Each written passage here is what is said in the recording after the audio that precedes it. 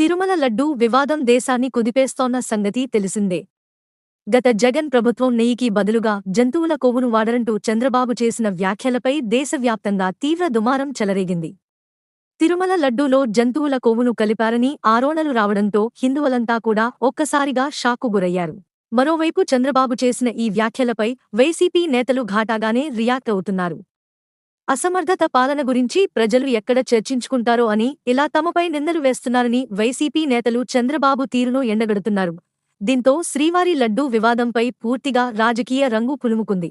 తాజాగా తిరుమల శ్రీవారి లడ్డూ వివాదంపై విచారణ చేపట్టిన సుప్రీంకోర్టు ఏపీ ప్రభుత్వంపై కీలక వ్యాఖ్యలు చేసింది. నెయ్యిని రిజెక్ట్ చేశారని మీ టీటీడీ ఈవో చెప్పారు కదా? నెయ్యి రిజెక్ట్ చేశాక ఇక వాడే పరిస్థితి ఉండదు కదా అని ప్రభుత్వం తరఫున లాయర్ను ఉన్నత న్యాయస్థానం ప్రశ్నించింది. ఎన్డీడీబీ మాత్రమే ఎందుకు? మైసూర్ లేదంటే గజియాబాద్ ల్యాబ్ల నుంచి సెకండ్ ఒపీనియన్ ఎందుకు తీసుకోలేదని టీటీడీని ప్రశ్నించడం జరిగింది. ఎలాంటి పూర్తి ఆధారాలు లేకుండా లడ్డూలో వినియోగించే నెయ్యిలో కల్తీ జరిగినట్టు ప్రభుత్వం ప్రకటన చేయడంపై సుప్రీంకోర్టు మండిపడింది.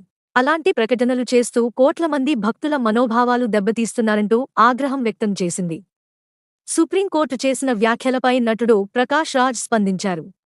తిరుమల లడ్డూ వివాదంపై AP deputy CM Pawan Kalyan, నటుడు ప్రకాష్ రాజ్ మధ్య తారస్థాయిలో మాటల యుద్ధం నడిచింది.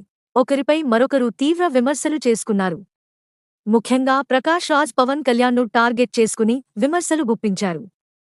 సుప్రీంకోర్టు నేపథ్యంలో ప్రకాష్ రాజ్ మరోసారి ట్విట్టర్ ద్వారా స్పందించారు. దయచేసి దేవుడిని మీ రాజకీయాల్లోకి లాగకండి, #జస్ట్ ఆస్కింగ్ అంటూ తన ట్విట్టర్ ఖాతా వేదికగా పోస్టు చేశారు. ప్రస్తుతం ఈ పోస్ట్ నెట్టింట వైరల్గా మారింది.